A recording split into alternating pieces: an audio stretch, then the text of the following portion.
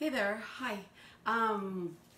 Thank you for joining me tonight. Welcome to Solution Sunday. I am Robin Lang, your friendly Pampered Chef independent consultant, and I am back with another edition of our Solution Sunday.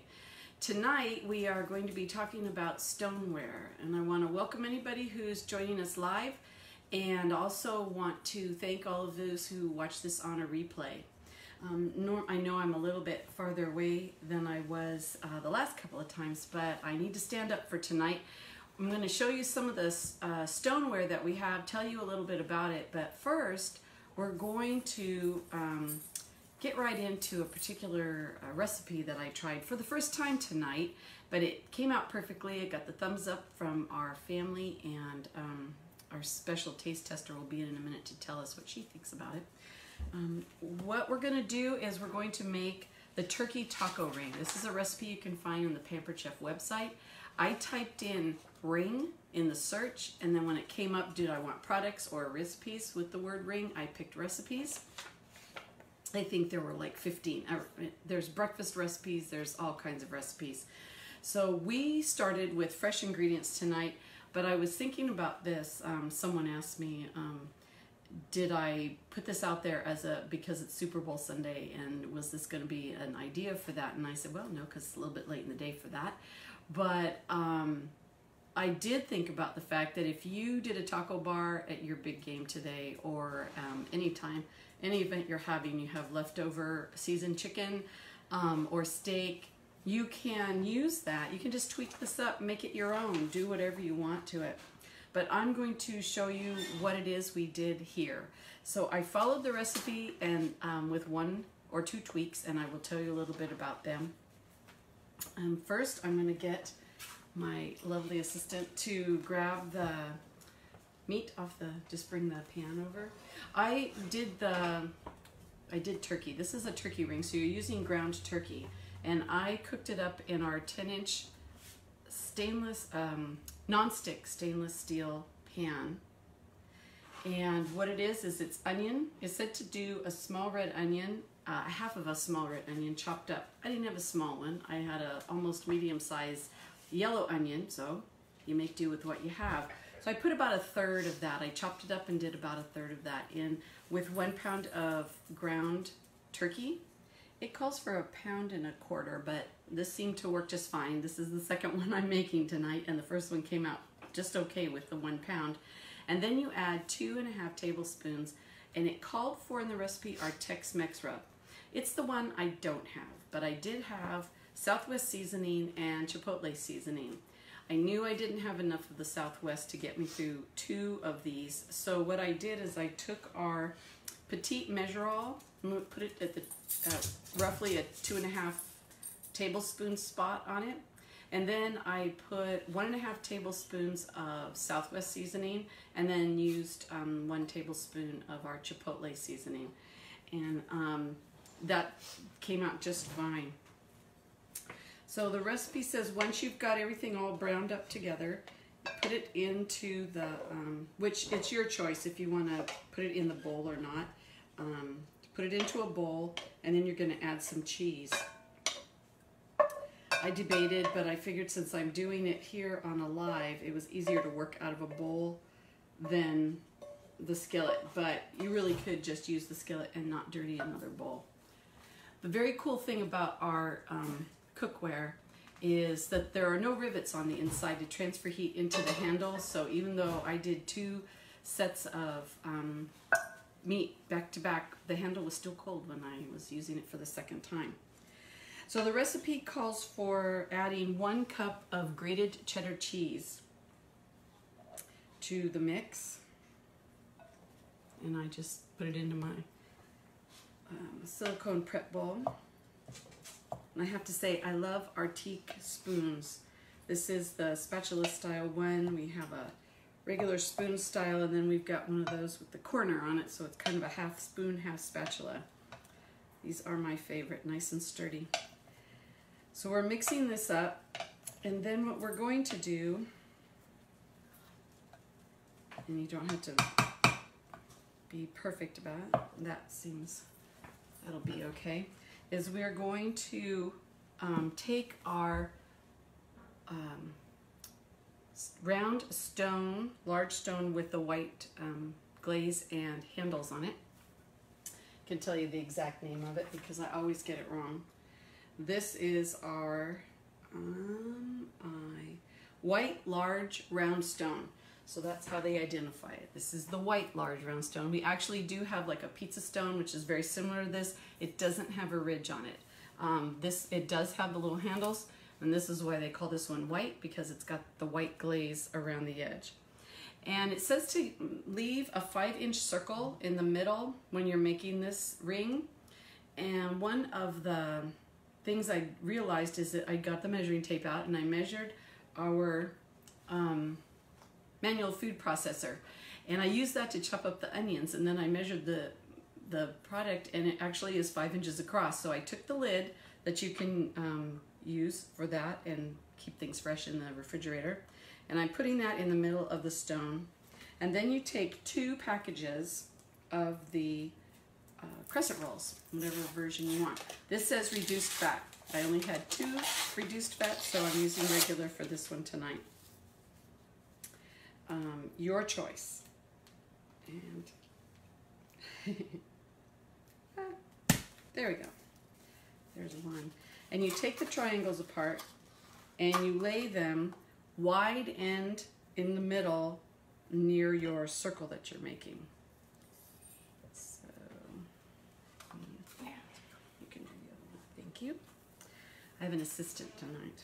It's very nice.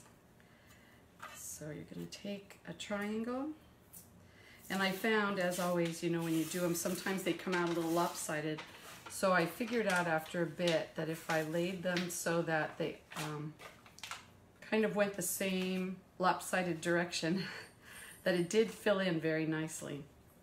So the points are going to be, wow, this one is not coming apart. The points are going to go toward the middle, toward the outside, and they do overlap the edge a little bit.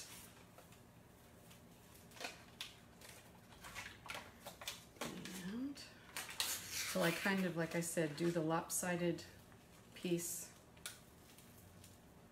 on the same side all the time. There's 16 of these triangles, and so you're going to have plenty to work with. You won't have to worry about running out of triangles. And there we go. You taking them apart? No, okay. So, sorry. So once we get this done, we're going to add our, and I may not finish all of this right now. So what I'm going to show you is I'm going to do a little bit of this just for time's sake. We're going to go ahead and finish this in a minute, but just so that we can get going on this. Once you've mixed this and you've put your triangles on here, you take our large scoop, or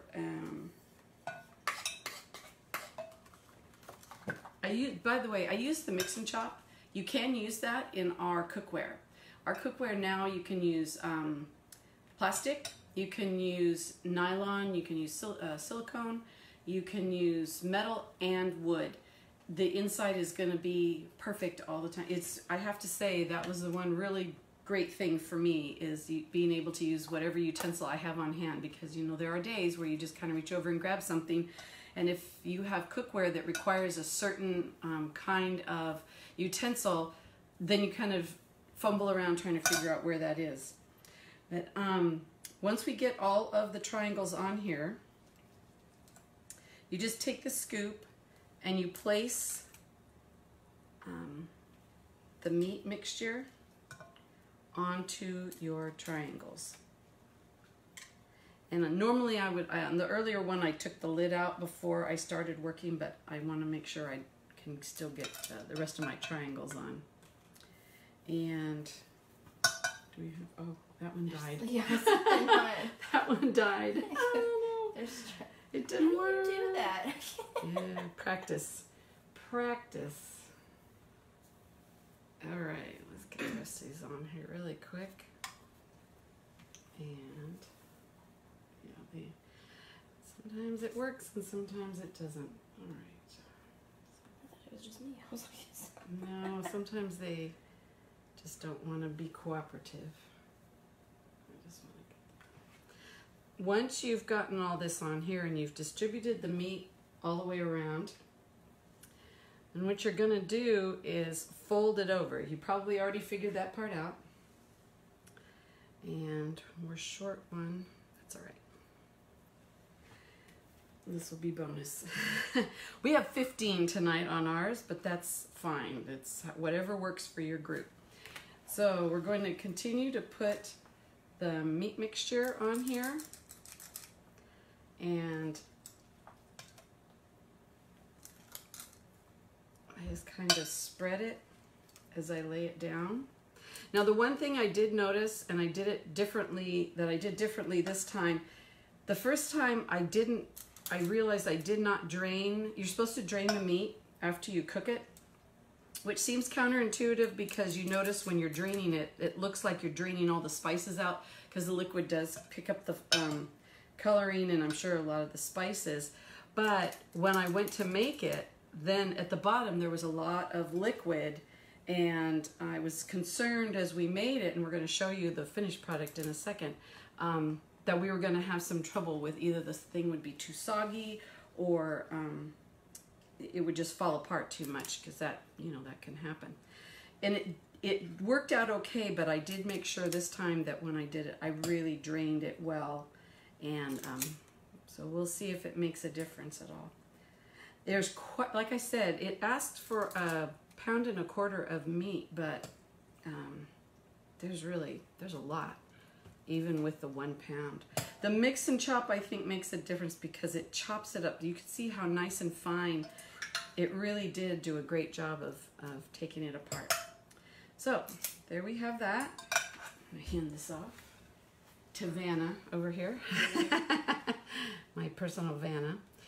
All right, and then what you do is you take the triangle points and you pull them over, and hopefully you're gonna have a little better time than I did. I struggle with this.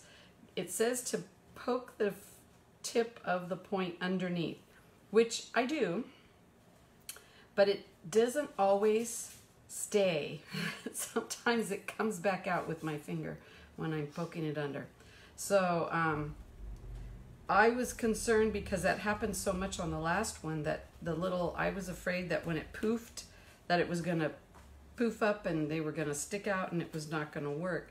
But it was fine. So we'll see how it goes this time. Hopefully, same.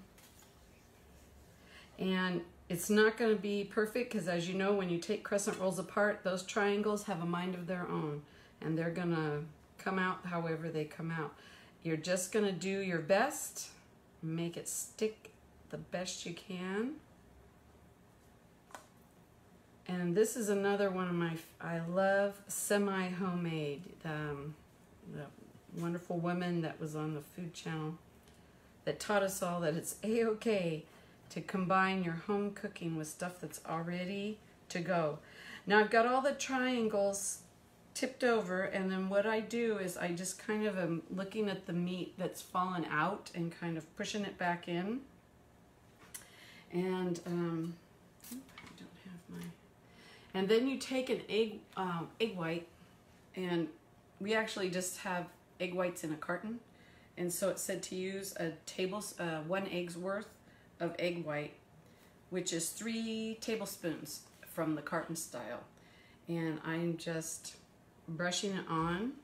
Now you don't use the whole egg because you obviously, as an egg wash, you're just gonna kind of do, you're just gonna baste it a little bit, and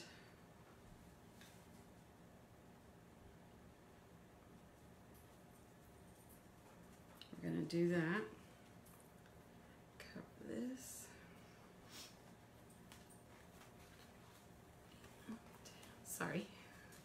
Dead air, don't want dead air. And then it says what it had you grate 6 ounces of cheese.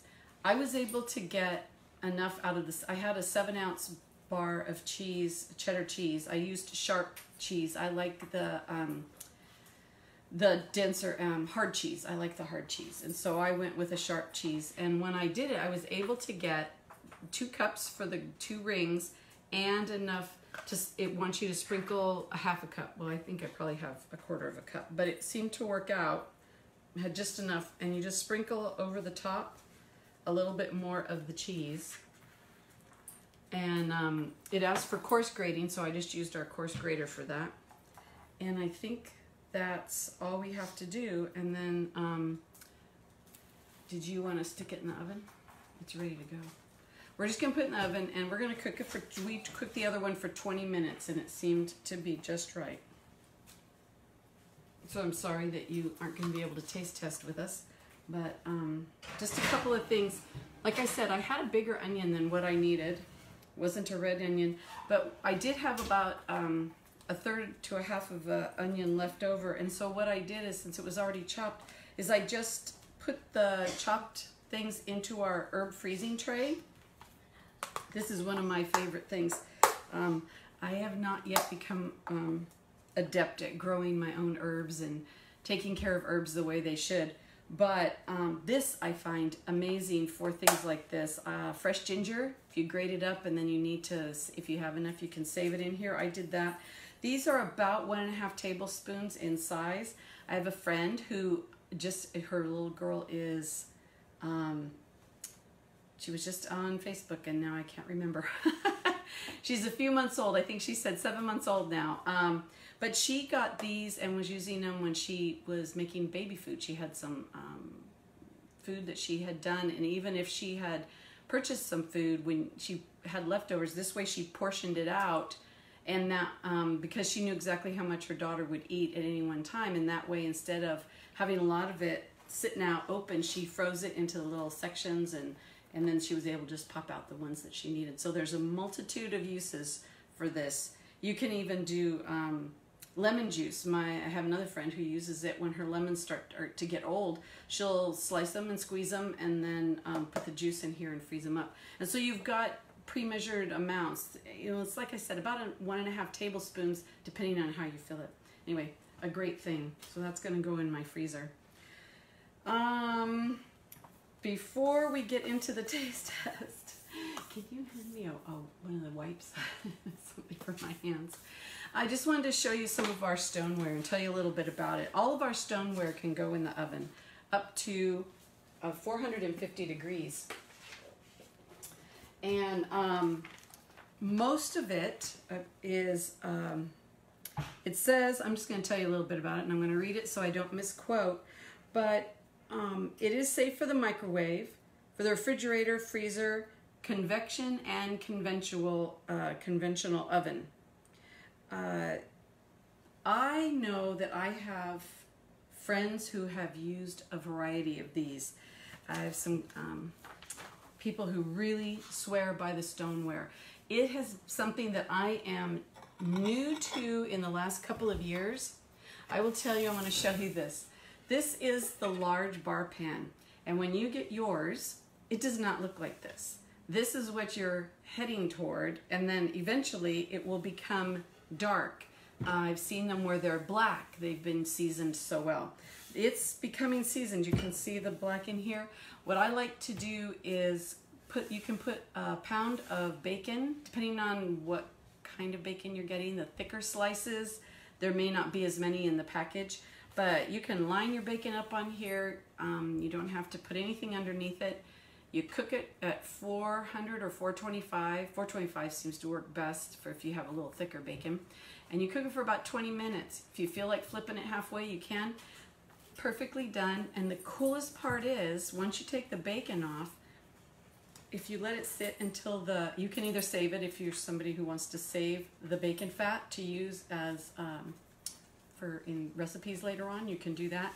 But once my bacon fat sets up a little bit, I use the little brown scraper that comes with every piece of stoneware, and you just scrape it. Once it's a little thick, you just scrape it down, and then you can put it into your compost. And all you need to do to clean any of our stoneware is run it under hot water and grab our little brown scraper, scrape everything off. you saw the stone that we just put in the oven. This is what came out of the oven a little bit ago. And I'm going to post a picture of what it looked like. We just moved it into our shallow baker so that we could use it again. And you probably could, probably could have made it in the shallow baker. I just didn't give that a try. But if you had seen when I took it off of the large round stone, all of the juice that, remember I said I had extra juice, it looked like it had burned on there. But when you saw the stone just now, you saw it was clear. It cleans up. I just cleaned it up and then put it back on the table to use again. You take the scraper, scrape the big bits off, turn on the hot water, stick it under the hot water and use the scraper, and everything comes off and it looks great. It's nice and smooth and ready to use again. Don't worry too much. If you have something that really gets stuck, you can use something else to scrub it off. I've used sponges with a little scrungy side on it to get things off. Most of the time, the little brown scraper works.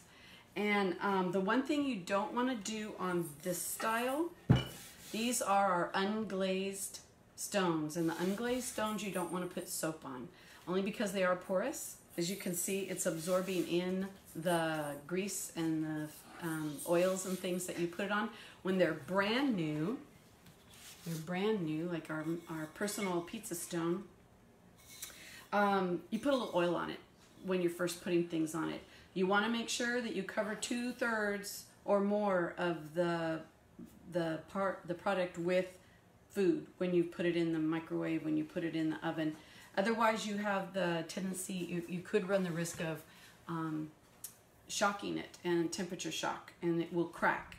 I have had a friend that recently told me that's what happened to hers. She didn't know what happened, and then we talked about it, and she realized that somebody else had used it, and they had only put a little bit on it, stuck it in the oven, and it was just not enough. The temperature difference was too much, and it ended up cracking. So there are some things that you do need to be aware of, but they are the easiest thing to take care of. This stone is at least 20 years old. I'm gonna say it's more like 25 years old. I bought this years and years and years ago from at a Pampered Chef party. I was so excited. Somebody made one of these taco rings. I thought, hey, I can do that, and I can do that on a bar pan, and I had such big ideas, and it sat in my kitchen. We had a microwave cart, and it was nicely in its box for 20 years. And then about 4 years ago, we remodeled the house, and we got rid of the microwave cart, and I moved the stone in its box with the little brown scraper still inside out to the shed while we remodeled the house. And it stayed in the shed until I started selling Pampered Chef a little over a year ago. And I decided I better get it out and see if it was broken, see if there was any way that I could finally use my brand new 25-year-old large bar pan. I am loving using it, and the reason that I now am enjoying using it is because I had my teammates and customers who swear by them, and they were able to help me with it. So that's why I am helping you learn about stoneware, because I think if you have something and you want to use it, talk to somebody, ask the questions. If you're not sure on your own, find someone who does use it and let them help you figure it out. So that's the large, my beautiful bar pan. Great for making cookies on. You can make just about anything on there.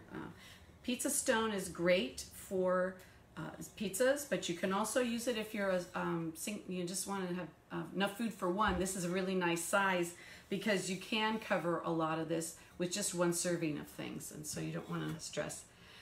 Our semi, how do they call it? I call them semi-glazed, partially glazed. They are not glazed on the inside, so this is open, and the bottoms of these are not glazed, but they have a glazed exterior around the edge. This is the shallow baker that also has, there's 3 altogether that you can choose from: a large baker, a shallow baker, and a small baker. The large baker and small baker have taller sides. This one is probably about an inch, maybe an inch and a half, and the others are a little taller, maybe 2.5 inches.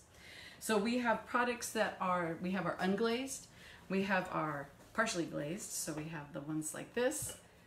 Our pie pan is also one of those where it's got the beautiful gray around the outside, but the inside and the bottom are unglazed. This is amazing. This looks brand new. I've made several pies in this. You would not know it. If you looked at it closely, it looks brand new. They clean up really well. I made a pie in there, one of my favorites. It's called a Kentucky bourbon pie. Okay, that's not really why it's my favorite, but it's really good. It does have really good bourbon in it. But it becomes very sticky because it's, if you know what a mince pie, how a mince pie goes, where it's got it becomes with the syrupy and it's all sticky on the inside, and it's delicious and wonderful. It was glued in there at one point, so I had to let it sit and soak a little bit, but once it sat for a little bit with some water in it, took my little scraper and some hot water and it came out perfectly. In addition to our unglazed and our partially glazed, we have our fully glazed ware. It's our entertaining cookware, and I say cookware because you can cook in it. So we have sets of two. You can get the sandstone. I can't remember what the different colors are. We have two different colors, the light and the dark. One of them is sandstone. I'm gonna guess it's this one. And this one is the gray. And they come in sets of two. Then they also have this wonderful large serving bowl. I've made cakes in this. These things are so versatile. In addition to the bowls, we have our serving platters. This is our medium serving platter, and then there is a large serving platter. These can go in the dishwasher if you need to.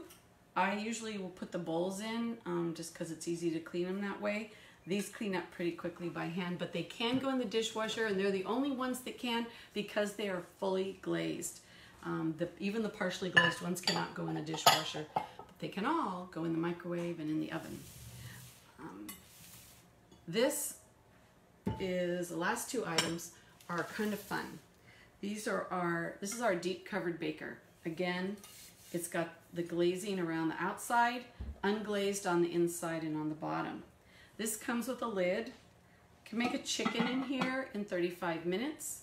You can make fajitas, quick fajitas in the microwave in this. This is great in the microwave and in the oven. You can cook in both. We also have a small version. Pop a color here. This comes in gray. When you look in our catalog, you're going to find this in the gray color. But for the kids, we have our kids wear. This is the one that you would get for the kids. And we use this to make fajitas, quick fajitas in the microwave. When we had our kids party a few months ago, we had a ball with it. And same thing, comes with a lid. So we do sell this in the darker color. If you want the orange, you'd have to purchase it as the kids set. And the kids set comes with one of our serrated, coated paring knives in orange. I have here. I haven't opened this one. And it comes with this great teal colored spoon. And it comes as a set. But you get these great colors to kind of liven up your kitchen.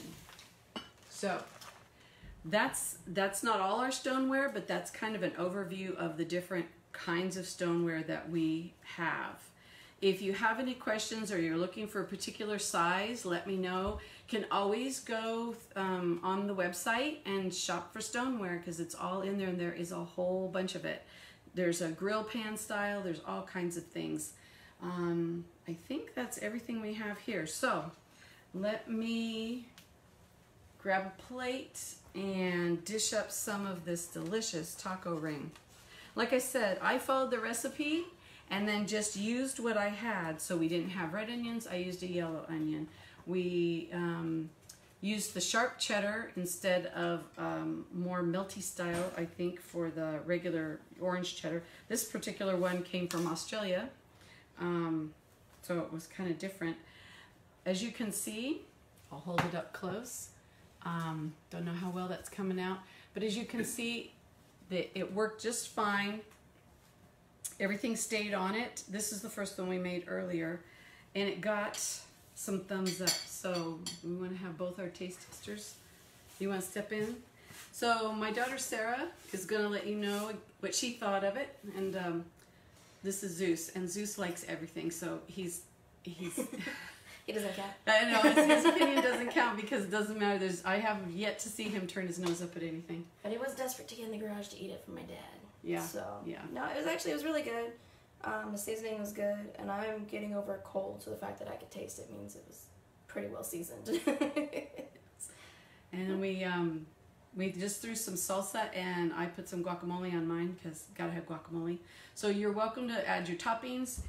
Like I said, use your leftover meats. This is a really easy one. You can it's just some seasoning and some ground turkey, but use whatever you have. If you already have seasoned chicken or steak or taco meat ready to go, all you have to do is add a little cheese to it and put your ring out together with your crescent rolls, and you're ready.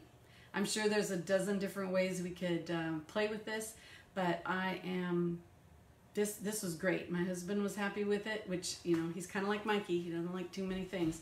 So for him to say it was very good, and for someone with a cold who can't taste or smell very well to say they really enjoyed it, it was a hit in our house. So thank you so much for joining me for Solution Sunday. If you have a question, please post it below. If you have a particular piece of stoneware you want to know about, let me know. Happy to answer any questions if there was any other products tonight that you had more questions about. But mostly if you want any recipes, if you want any tips on tweaking something up, or if there's something you want us to tackle at Solution Sunday, please let me know. What has been your challenge in the kitchen? And together, we'll see if we can conquer it. All right. Thanks so much. Have a great evening and enjoy your week.